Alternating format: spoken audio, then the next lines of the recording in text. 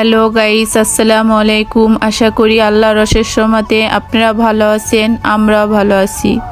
Bangladeshi blogger তাপকিয়া চ্যানেলে আপনাদের জন্য আরেকটা নতুন ভিডিও নিয়ে এসেছি।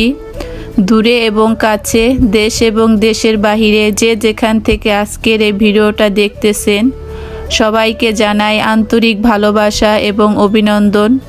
আজ হলো আমি বিকেল থেকে ভিডিওটা শুরু করে দিয়েছি। মা হলো সেদিন যে রসুনগুলো পাঠিয়েছে সেগুলোর মধ্যে কিছু হলো আমি আরও আগে ভিজিয়ে রাখছি, আর এখন হলো আরও কিছু রসুন ভিজিয়ে রাখতেছি। এখন হলো ছেলেকে পরাবো আর হলো রসুনগুলো ছিলে নিব। কিছুক্ষণ পরে হলো সন্ধ্যা হয়ে যাবে, তাই আমি এখন কিছু বাছবো আর হলো পরে বেছে নিব। যেহেতু ছেলের কাল হলো পরীক্ষা শুরু, তাই হলো আমি বসে বসে ছেলেকে পড়াবো আর হলো আমার কাজগুলো আমি করে নিব। আর এভাবে হলো রসুন ভিজিয়ে রসুন ছিলে হলো হাতে কোনো ব্যথা লাগে না। আমি এক আপুরে দেখছি, সে হলো এভাবে দেখছি রসুন ভিজিয়ে রাখছে, তারপর হলো বসে বসে ছিলতেছে। আমি বললাম যে এভাবে রসুন ভিজিয়ে কেন রাখছেন? এভাবে রসুন ভিজিয়ে রেখে তারপর হলো তুমি ছিললো, দেখো তোমার হাতে কোনো ব্যথাও লাগবে না আর তাড়াতাড়ি হলো রসুন ছিলা যাবে। গেছে বছর হলো মা রসুন দিয়েছিল এরকম গুঁড়া রসুন, সেগুলোকে আমি হলো এভাবেই ভিজিয়ে রেখে তারপর হলো ছিলে তারপর হলো ব্লেন্ডার করে রেখে দিয়েছিলাম। খুব সুবিধা হয়েছে, তাই এই বছর একই রকম প্রসেস আমি করে নিলাম।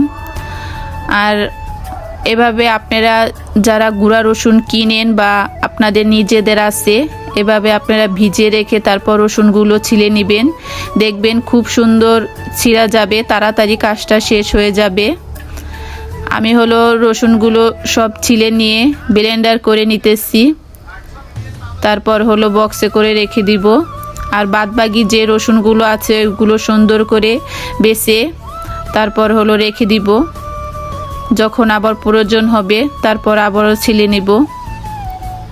এই যে দেখতেছেন যে আমার ব্লেন্ডার করা হয়ে গেছে। আমি হলো দুইটা বক্সে করে এখন রসুনগুলো রেখে দিব। আদা হোক, রসুন, তারপর আপনার জিরা, যারা আবার ধনিয়ার গুঁড়া খান তাদের এভাবে সব কিছু যদি আপনার আগে থেকে ব্লেন্ডার করে রেখে দেন তাহলে কি আমাদের সবারই সুবিধা হয়। যখন রান্না করব তখন হলো তাড়াতাড়ি নামিয়ে আমরা হলো রান্না করতে পারি।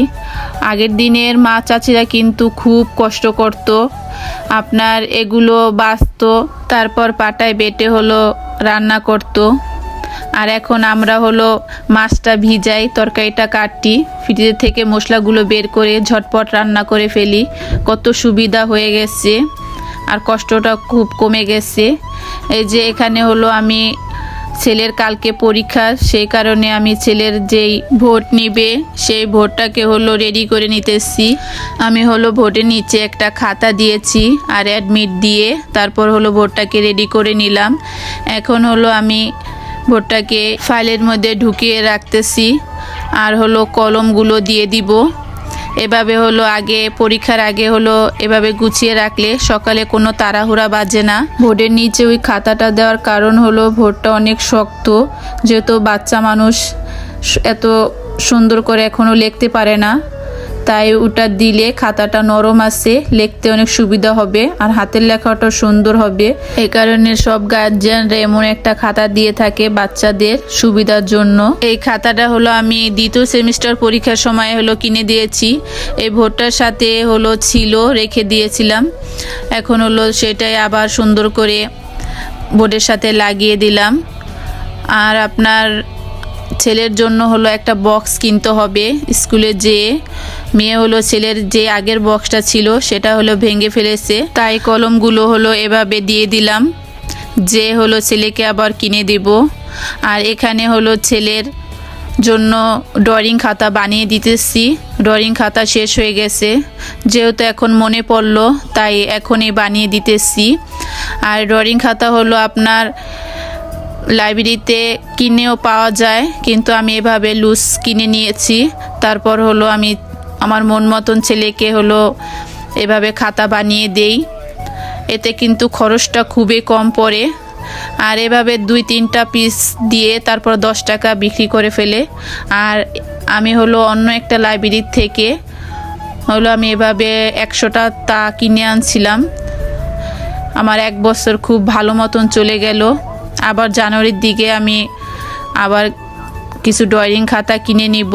প্রথম থেকে এই পর্যন্ত যে আপুরা আমার ভিডিওটা দেখতেছেন কিন্তু একটি লাইক দিতে ভুলে যান, তাই আপনাদেরকে ছোট্ট করে একটু মনে করিয়ে দিলাম, প্লিজ আপু একটি করে লাইক দিয়ে যাবেন, কমেন্ট করবেন, শেয়ার করবেন। আর যারা আমার চ্যানেলটাকে সাবস্ক্রাইব করেন নাই প্লিজ আমার চ্যানেলটাকে সাবস্ক্রাইব করে দিবেন। আপনাদের একটি লাইক, কমেন্ট, শেয়ার এবং সাবস্ক্রাইব আমাদেরকে ভিডিও করার জন্য অনেক উৎসাহিত করে, আমাদেরকে ভিডিও করার জন্য অনেক অনুপ্রেরণা দেয়।